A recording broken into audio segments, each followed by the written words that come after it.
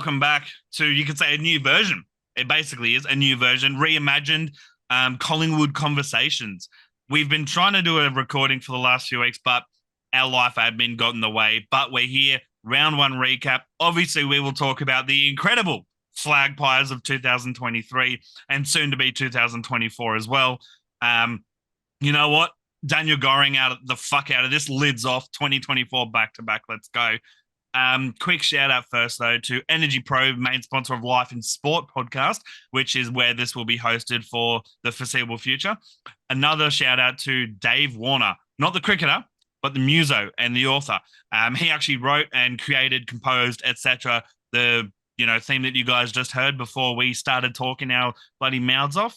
Shout out to him. Go and check him out on Spotify, SoundCloud, and if you like his books, he's a crime author. Go and peep one of his books. First of all, Huddo, welcome back, mate. Long time between drinks, but firstly and foremostly, 2023 flag pies. What a season! What a season! What are your thoughts on it? What a ride! I think I aged about 20 years, especially on grand final day. But mate, even Pendles has come out and said that when they kicked that goal, he was thinking, "Fuck, not again." Even I was thinking, "Fuck, not again." I literally had my kids and my missus were on the couch watching, and my literal statement was like, "Not a fucking again. I can't." Mine was again. Fuck, and in my head was not again. Yeah. Literally, it was fuck. For anyone who's listening, both of my teams are in the grand finals that weekend, Collingwood and the Broncos. So thank fuck I'm not a Brisbane fan of both because Great Brisbane choke of 2023. But yeah, geez, I rode the highest of highs that day and then the lowest of lows the next. But yeah, this isn't about the Broncos. This is about Collingwood. And mate, yeah, not a fucking again. But you know what? It wasn't. And the week of grand final week, I changed not just my phone background, but also my phone pin from 189215 to 189216, hoping that we'd get that 16th, and we fucking did. So maybe this year I'll change it to 189217. You're just going to get hacked now. Now you're going to need to get a Express VPN type. No. To protect your phone. Yeah, true. You know what? Let's get that cybersecurity up in this bizatch. Express VPN or NordVPN or whatever, hit us up. But you know what? I'm talking too much. Huddo, talk to everyone about the 2023 season. Well, where do you start? I mean, the boys started on fire. Round one was huge. Round two was another good win. We came up here to Brisbane and we looked awesome out of the gates. Like the first quarter, we looked like we could really do some damage, and then we sort of just slowed. Not having a ruckman, I know Cox was out, Cameron was out, and we had Frampton playing in the ruck. Battled really hard. Johnson sort of supporting him there. Both not specialist ruckmen. It showed, especially against an experienced campaigner like the Big O, as they call him up here. Yep. But then we were able to sort of just do enough those next couple of weeks while we waited for those bodies to come back. We won in the most Collingwood way of the same with the 2022 season. We won by either coming back from being behind or winning by just a goal or two's difference. Yeah, just generally giving everyone minor heart attacks every weekend, which is what you love about football. But no, I mean, it was good. There was no games where you could turn around and go, you know what, this is boring. No, absolutely not. Yeah. Which was great. And I mean, had injuries throughout the year, covered them. Every club does. Every club. In my opinion, injuries are not an excuse for poor form. Exactly. The good thing was to see players play out of their comfort zone in regards to positions. Absolutely, yep. New players earthed. I mean, Oleg Markov already has a special spot. Leg man. Supporters. We love the leg man. Hearts. Just what a guy, like. You wouldn't believe about the leg man's on Swish. Yeah, exactly. Just every club needs a player like that. And Bobby Hill as well. Tom Mitchell as well, like, goes a bit sort of understated. Even Dan McStay, we don't win that prelim against GWS without Dan McStay's efforts in that big absolutely third quarter. And he was good. Whole final series, contested marks. I think that's who we missed the most. Obviously, getting ahead of myself here, that's who we missed the most on the weekend. Yeah, Just a I'd bit agree with that. drop down in the forward line. Just Brody once again always gives his all. Took some contest marks, finished with 3 for the game, but he didn't have a foil. He didn't have someone who Yeah, could bash those packs with him, and I yeah. think that showed a lot. But as the season kept going on and the momentum kept going, it just The each week flag got pies better and started better. saying flag pies halfway through the season. It was incredible. You know, we were I all saying it in 2022, look, but I'm going last to be year, honest. yeah, I kept the lid on. Past okay, heartbreaks, I really pushed that lid on and was. I don't want that's to do fair. this again. Didn't want a 2018 again. I didn't want a 2002, 2003 again. 2011, even. Yeah, exactly. 2011, but they just kept getting better and better. And then Like for me, last year's grand final vibe, not just the week or the win, but just the whole year felt better than 2010. definitely, it was something. It was something different on the day watching them come out of the race. You know, Mm. Darcy Moore with that massive smile on his Don't get face. me wrong, we had a great win in 2010. Fucking smacked him in obviously the replay, but just yeah, just it had a better, obviously a better feeling than 2018, of course, but definitely a much better vibe in general than 2010. Definitely, they looked so loose and carefree. Yeah, And I think that's been the whole thing under Fly for the last couple of years is just express yourself, be yourself, yep. you know. And it's great. It's refreshing to see. And I mean, why can't we Yeah. win it again this week? This year, I mean, there's a podcast that people may listen to called the Reggies, not the Rezzies. That's Marmalade and one of this different one based up in Queensland. They do all kinds of sports talk, and they fucking hate Collingwood. One of them is a Geelong fan. One of them is a Port Adelaide fan, is a Hawthorn fan, sorry. And the other one just sort of gets around Adelaide, doesn't really follow AFL much. And they both, the main ones that follow AFL, said, and I'm paraphrasing here, but they were like, as much as this fucking pains me to say it, but Collingwood are just getting started. And you know what? yep, You're fucking definitely, right. You're right. We are just definitely. getting started. Even if we don't win the grand final this year, we're going to be in the prelim this year. You cannot convince me otherwise. A lot has to go Definitely. wrong for that to occur for us to not make the grand final at least. Yeah, and I mean, the big thing is we have depth now. Like we have great depth. So Jack Chris barely played on the ball at all on the weekend. Mm. Pendlebury barely did in the first half. And I know he was quiet, but sort of we're looking for a place for him.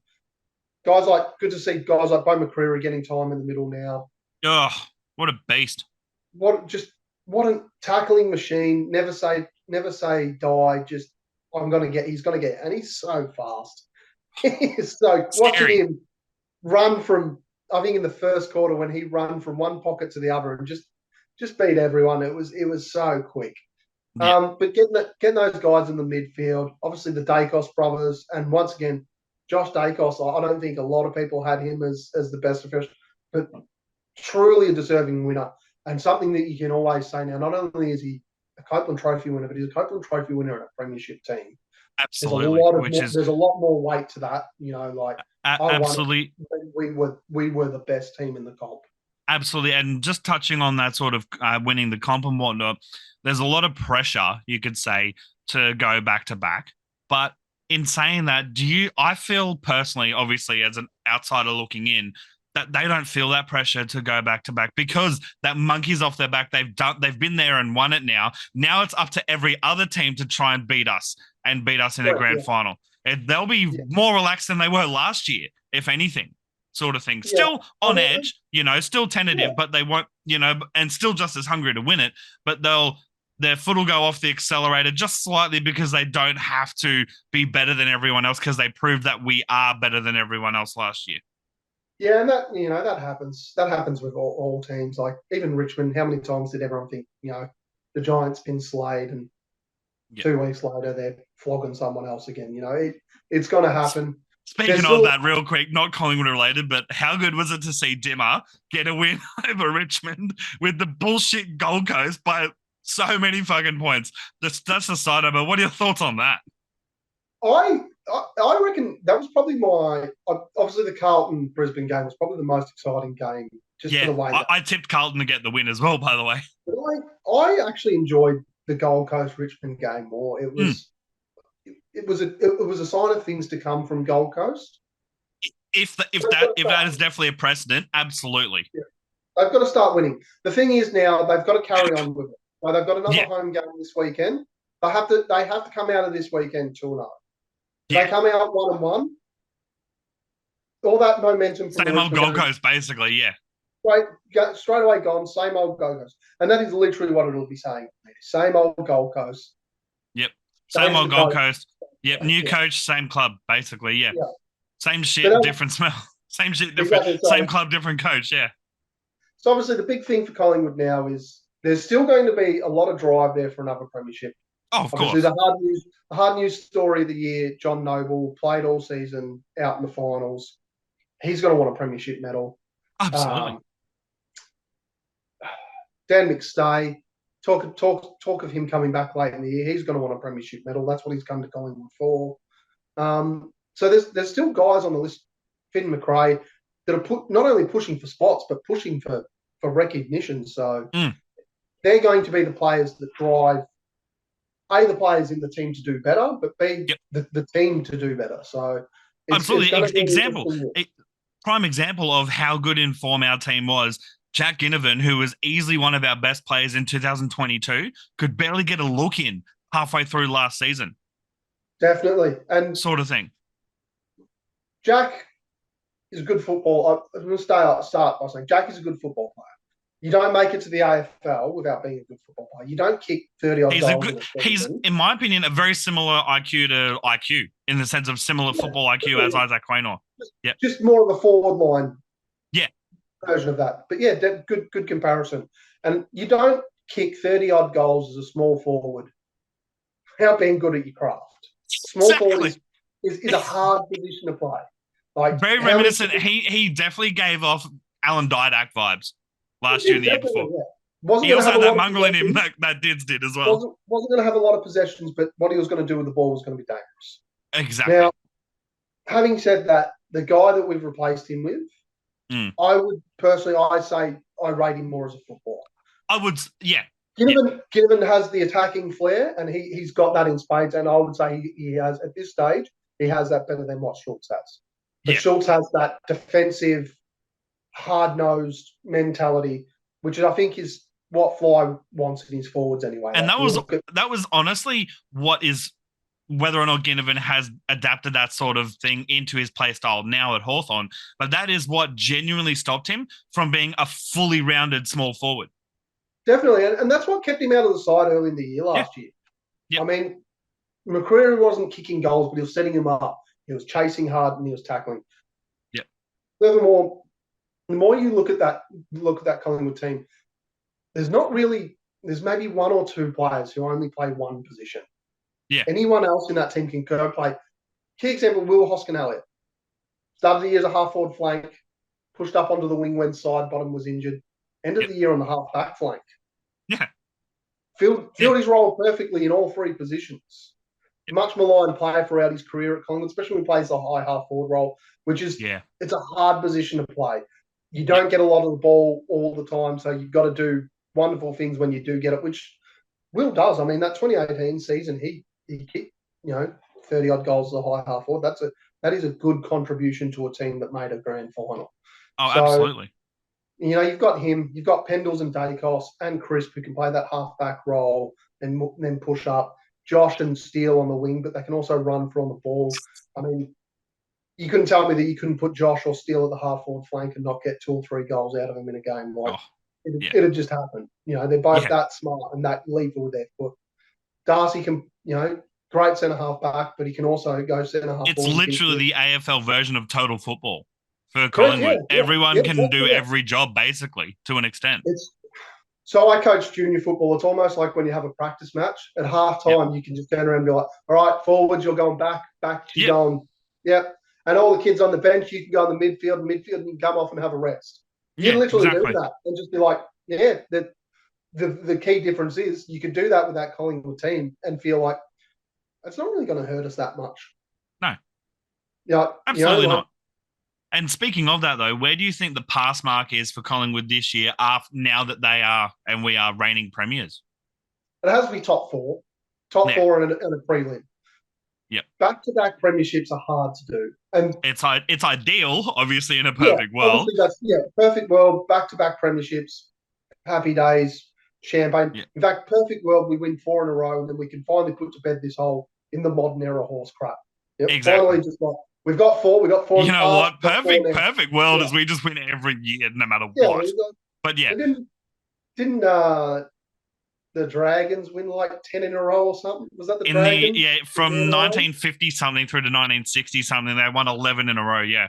Okay, so let's win 12 in a row. So we can just put it Yeah. to bed that we're the best side that's ever played in the country at Existed any in sport. the country. Yeah, exactly. Absolutely. Yeah. Yeah, Fuck 'em. but obviously, pipe dreams aside, top Oh, God. four prelim final. I mean, it's going to be Absolutely. tough. I hate to Yeah. say it. Carlton are good this year.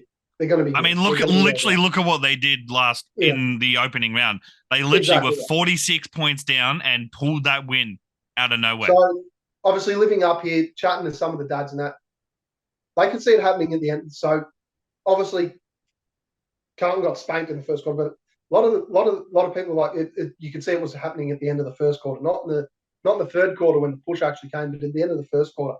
Yep. You could tell like Brisbane players were getting lazy, resting on their laurels, just thinking they're going to run out to an easy win. I don't think there's going to be a lot of easy wins. Sides like North and that aside, like Yep. take the bottom 3 out of it. There's not going to be a lot of super duper easy wins. Like look at the Richmond Gold Coast game.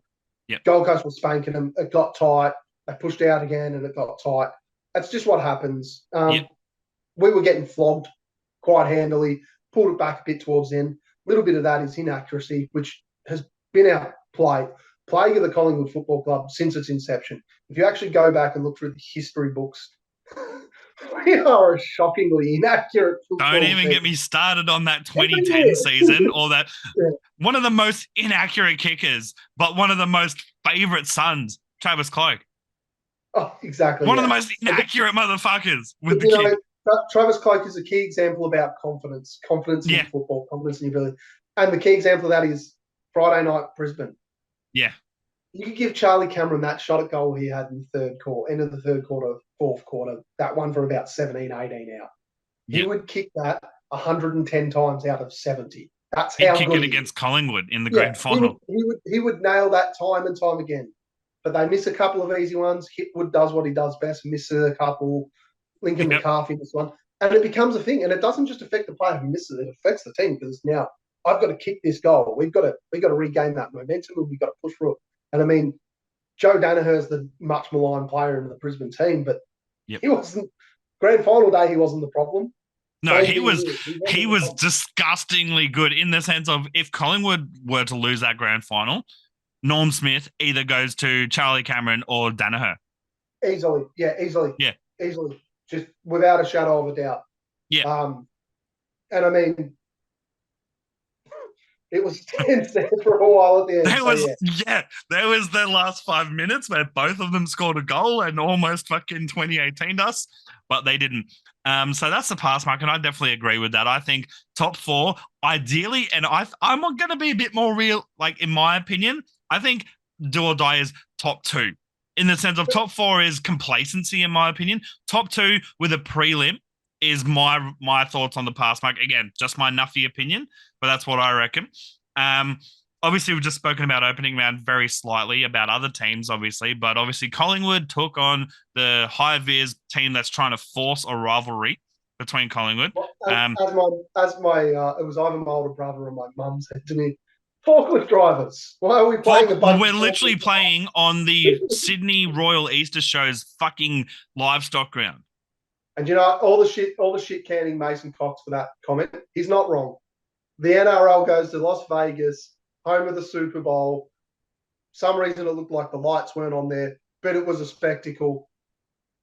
The reigning premiers go and play their first game interstate on a cow paddock. And I'm sorry, that field looked atrocious. It is a cow paddock, and that is and I mean, it's no ill will to GWS or the fans, but it is literally the grounds in Sydney Olympic Park area where they have the livestock, cattle and sheep and all those sort of shows at for the Sydney Royal Easter Show. So it's literally a fact that they are playing on a livestock field. It's not Yep. even. It'd be like if we were playing at Victoria Park again. Look, Victoria Park, the grass there was at least green. Yeah, exactly, exactly. So I think Collingwood still a bit of a premiership hangover, of course. But again, grand finals not won in round one. Round zero. Yeah, round zero. Which let's talk about that for a minute. Opening round can fuck off in the sense of I saw what the AFL was trying to do. They were trying to capitalize on the fact that there's no NRL and it's in Vegas, but they got the dates wrong. Yeah, they got the dates wrong. How do you fuck that up? And because I genuinely think if they'd have timed it perfectly when it was, because the NRL played in Vegas on the Thursday, and then there was no NRL that weekend until last weekend just gone. But the weekend in between was when they should have had round zero. And and the worst part is they sucked a lot of the hype out of it. Like they were lucky that the Brisbane Carlton game turned out how it did. Yep. The Melbourne Sydney game was atrocious. It was one of the worst games of football. In fact, I'll go out and say it was the worst game of football I've seen this year. I know, low pass, mate, but no. Yeah, but what do you expect when they've got two former Collingwood players in the Swans? They couldn't cut it they couldn't win a premiership at the Pies, and they definitely won't at the Swans. Yeah, yeah. Brody had a good game. It was good to see him have a better game than Gawn. It was. It really was. Because they really shafted Brody last year when he was there. I don't hold anything against Brody. He asked for what he asked for, and he was given it. At the end of the day, that's the list manager's fault. You don't offer a ruckman that much money. It's just, it's you and myself watch NFL quite a bit.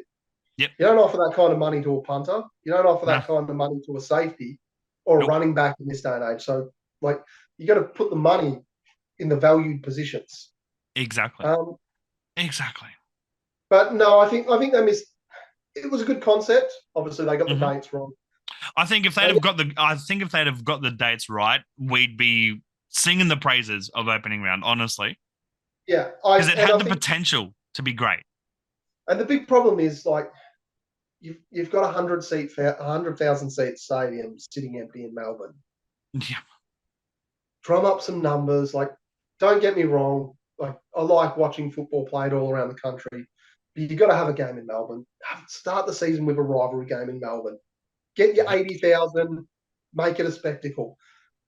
Literally, Carlton, Richmond, do that. Exactly. I know Richmond aren't going to have a great year this year, but they're still going to get that opening round. Bums in seats. They're going to get bums in seats. Collingwood will be the same. Carlton will be the same. Heck, even the D's will be the same. Even the Bombers are going to get bums in seats, So I think they missed the mark a bit on that. I'm looking forward to this round, obviously. Feeling the flag is always a good one, so I'm looking forward to seeing how the new, for lack of a better term, the new Magpies do it this year. How the new presidency and are we going to go as ostentatious as Eddie in 2011 with that flag that was, size of a train, or are we going to, downplay? Or are we going to keep it McRae modest sort of thing? Yeah.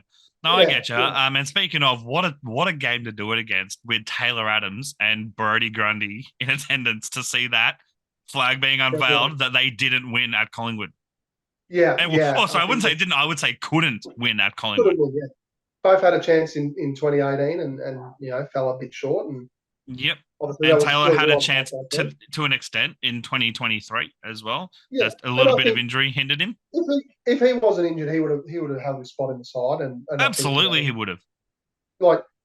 He had a very good year for us last year. So there's definitely no doubt that he would have played in that grand final last year. And he was a very good servant of the club, and former vice captain, and just hard as nails over the footy. So I wish him all the best. Obviously, not so much Friday night. This week coming up, yeah, of course. Yeah, Friday night, but for the rest of the season when they're not playing Collingwood, wish them all the best. And I think they're going to have a good side again this year, Sydney. I don't see top four, but they'll make the finals again. They'll make the 8, yeah, absolutely.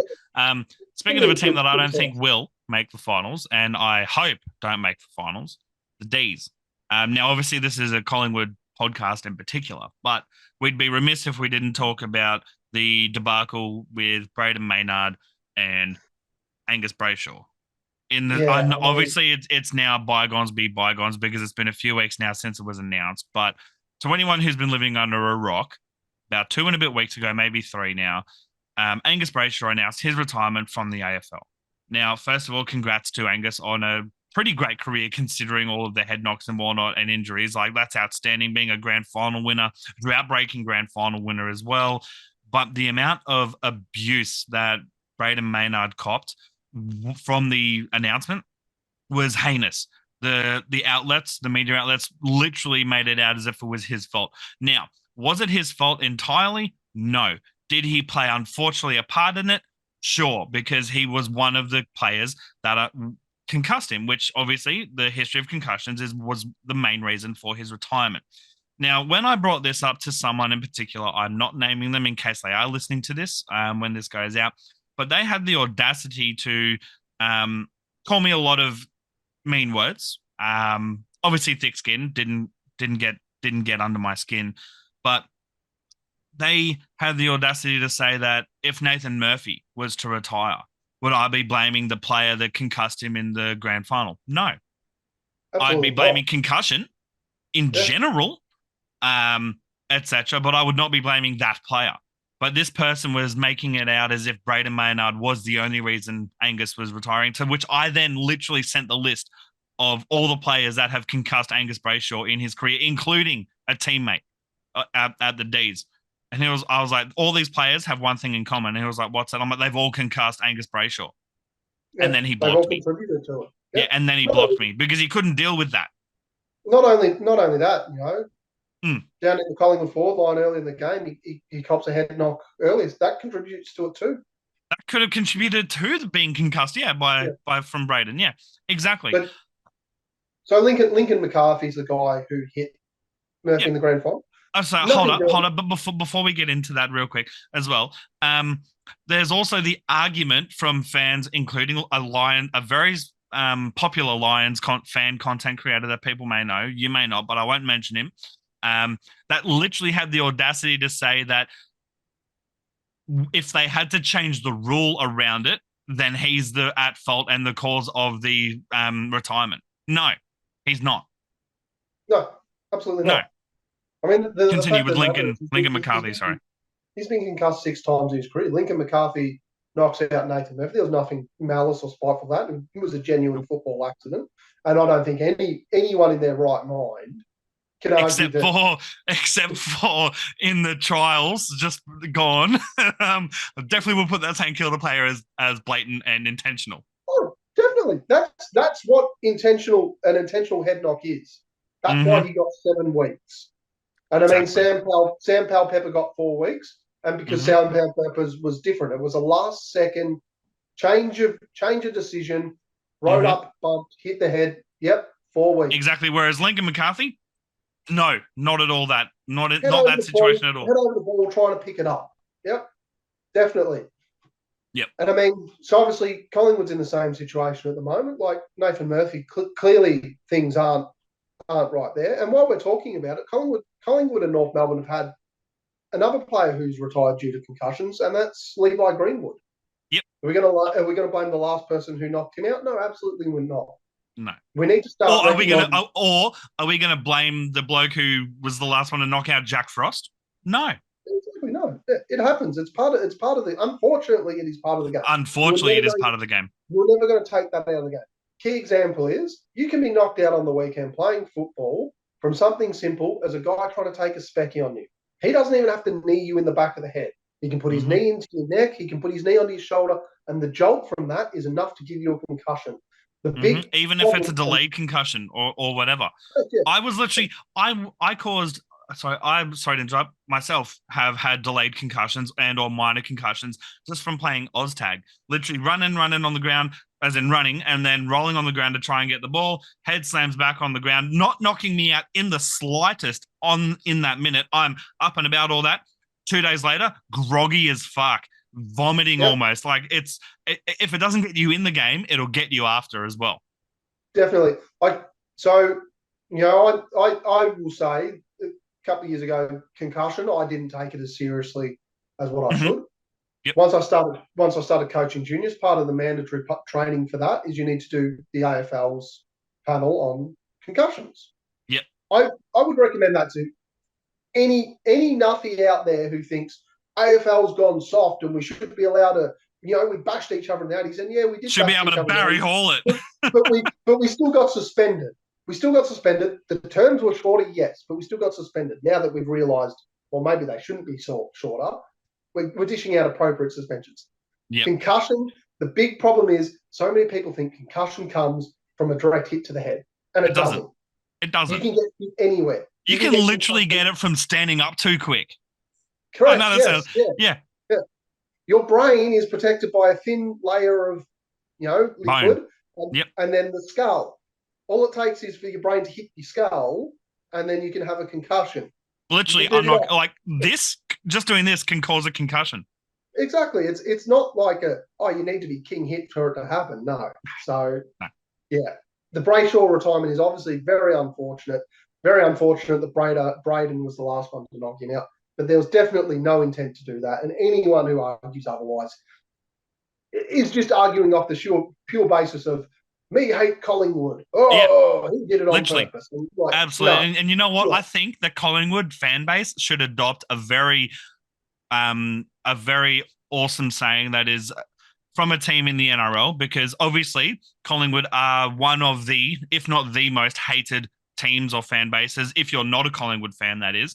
And taking a page out of the Manly fan base that have a saying, guess what, Manly hates you too. Let's go with that, with guess what, Collingwood hates you too. We hate you too, yeah. And the other thing we need to adopt is, you know what, when Fox, like the stuff with Mason Cox this week, when Fox Sports put 1 million posts on Facebook, just ignore it. Yeah. Don't comment, just ignore it. Yeah, they're trying to genuinely manufacture a rivalry. That's not a thing. He wouldn't have got 7 weeks if he wore a Collingwood jumper. Okay, cool, whatever. Just ignore it. You cannot teach morons, so just leave them. Leave them be. Absolutely. You'll find your life is so much more peaceful if you just ignore them. Absolutely. And got a fun fact before we get into our round 2 tips. The omens that are aligning for Collingwood to win the grand final back-to-back. The last time Collingwood won the grand final, the Chiefs won the Super Bowl. They also did that this year. The last time that Collingwood won a back-to-back premiership, it was in the year of the Dragon. It is also the year of the Dragon again. But also, a fun little fact that's not to do with that, in every team from in the NRL and AFL, all 4 teams that played in the grand finals last year lost their round 1 game this year. Yep. Collingwood, Brisbane Lions, Brisbane Broncos, and Penrith Panthers all lost their round 1 or opening round, whatever you want to call it, games this year. And another fun fact to anyone who may be a dual like AFL and NRL fan, such as myself, no team in the NRL history has gone on to win the grand final and been nilled in round 1. And also no team in the history of rugby league, and I mean the history, which obviously not as big as AFL, but 1895 was when it was founded in England. No team in the history of professional rugby league have won the grand final and then lost round 1 the following year, ever, until this year. There you go. So the interesting one I saw, and I think it might have been TAB came up with it, no side has, in the AFL era, has lost in round 1 and gone on to win a premiership. So obviously last week was round 0. It doesn't count. It doesn't, because it's not round 1 technically. No, absolutely right. Our round 1/round 2/round 0 continued tips for this week. What are your tips? Obviously, what are your tips? Okay, so Carlton will beat Richmond. Yeah, easily, comfortably. Yeah. I think the Hawks are going to knock off the Bombers. I've tipped the Hawks too. Yeah. If the Giants lose to North Melbourne, I've tipped North. Yeah. Okay. Well, I've tipped genuinely because of the same logic between the they've got to win one soon. That, but also the Carlton and Brisbane. Everyone, even though Carlton had a good season last year, everyone was tipping Brisbane because they're hungrier, this, that, the other. I'm like, nah, fuck it, I'll tip Carlton, and they come good. I think it's going to be that sort of win for North. I'm still going to go with the forklift drivers in that one. Yep. The high Cat, vis. Yep. Cats at Geelong should deal with St Kilda pretty easily.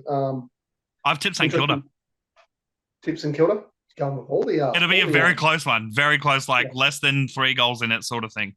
I think if it was played in the Dome or at the G, I would have tipped St Kilda. But being played at Geelong, I'd go with Geelong for that one. Okay, fair. Don't lose there very often. See someone actually tipped Ollie Henry to kick 60 goals this year, so it'll be an interesting one to keep an eye on. And I mean, he had a good season last year for Geelong. Absolutely.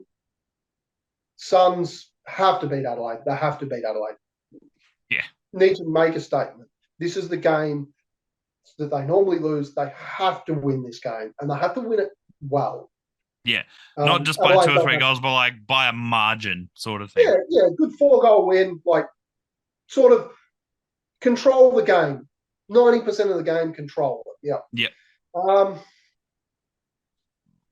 I think the Dogs are going to knock off Melbourne. I don't know. Melbourne just. I've tipped Western Bulldogs. Yep. They're four. Yeah, as I said, this is no ill will to Melbourne and because of the debacle between Collingwood last year, but I genuinely don't see the D's making the top 8 this year. I see them teetering. It'll be like a 2 to 3 horse race to get into the 8. I just think they'll finish just short, maybe 9th or 10th. I just don't see where the goals are going to come from for Melbourne, and which has been their problem since they won the flag. Where are the goals going to come from? Yep. Port Adelaide knock off the Eagles very easily. Yeah. Brisbane Lions have a bounce back against Fremantle. I know it's over in the West, but I think Chris Fagan might have put a bit of the fear of God into them. You'd want to hope this week, and I think they'll bounce back from that one. And then obviously our game, we should account for Sydney pretty easy. Big night for us, big crowd. Huge night, huge crowd. I think Collingwood will get the job done. Jeremy Howe has a fitness test tomorrow, I think, or Thursday. So we'll sort of find out about him. And I think we should cover Sydney pretty easily in the end. Sort of 4 or 5 goal win, I think. I think it'll be a comfortable win, but they'll stay on our heels maybe for the first 2 quarters, but then we'll just sort of do our thing and just, sail through to win. Yeah, sort of pull away from a bit back into the third quarter, last quarter. Yeah. They'll just get gassed, basically, is how it'll go. And I think the thing with Sydney is like the same with Melbourne. Where are the goals going to come from? Marty looks other than Heaney, who's it going to fucking come from? He's playing as an on-baller predominantly now. So Marty he's going to have a good future, but he's still raw. The other big forward they have, he made Harry Mackay look like he's a good set shot. That's how bad he was kicking on the weekend. So, but I think for us, the interesting thing for us this week is sort of seeing there will be changes. Yep. I think how will probably come back in, and I think that was one of the big things that sort of got us against GWS. We were one key defender short. So Riccardi's in the mid-90s, Hogan's in the mid-90s, and then they had the young fella who Charlie Dean played on who's in the mid-90s. So we had medium defenders sort of picking up a third tall, and that sort of, I think Callum Brown is a medium defender, but we sort of had to go a bit smaller on him. So I think that's sort of what got us a bit, and just that link into the forward line. I noticed early on, and Mason Cox had a shit game. He didn't touch the ball in the first half, but we weren't kicking it to him. No, there were a couple of times in the first half where we'd get open sort of around the half forward flank, and we'd just bomb it on top of Ash Johnson or Brody's head, and it'd come back out. It's like, just use him. He's there. Just kick it to him. Yeah, he's literally there for a reason. Yeah. Just kick it to him. Bring the next link in the chain in. I think that's got to be the big improvement for us this week. Obviously, a bit of height back in the defense. Yep. We're back at home as well in Melbourne. Yeah. I think going to be a huge Collingwood crowd there, and I think. You'll be lucky to find. I think you'll be lucky to spot 2,000 Swans fans in the crowd there. Well, and I would say probably the first time since the Easter game against Brisbane last year that we were actually outnumbered in the crowd last week. So interesting to sort of get back on our terms, get the crowd going early, and sort of see how we go.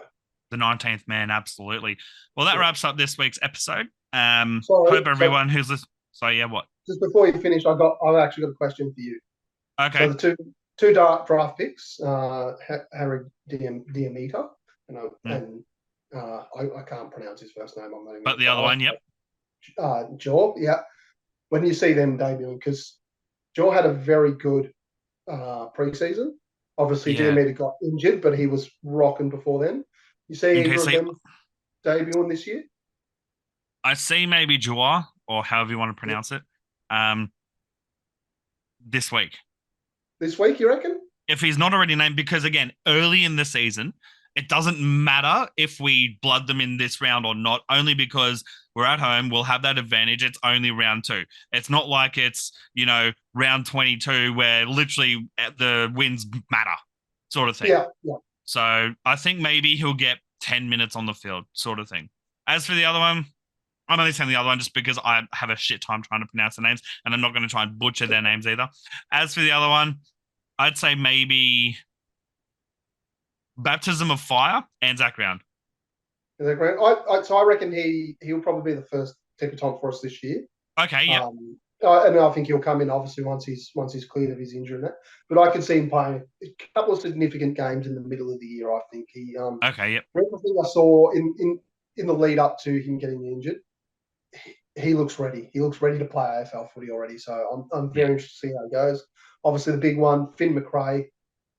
We just re-signed him, so you got to start playing him soon, or you got to have to trade him. Like you got to get some value out of that contract. Yeah. And Ed Allen, I wonder when he's going to come into the side at some stage. You'd think he'd have to play a few games this year. I don't know if he'll get a look in this year. Oh, I don't know. so the one I'll say to you is, if you go back and you look at the 1990 Premiership side, the 2010 Premiership side, and the 2018 Premiership side, if you look at the side for the first 5 weeks, and then you look at the side that won the flag, there is actually quite a significant amount of changes throughout the team. Oh, yeah, absolutely. So 2010, we started with Lockyer, Shane O'Brien, Josh Fraser, Prestigiacomo. Prestigiacomo. Obviously, his one was due to injury. Yeah. Shane O'Brien, Lockyer, Josh Fraser, and Paul Meadows as mainstays in the team. Start of the year, flag time. Yeah. Jared Blair, like who'd ever heard of him?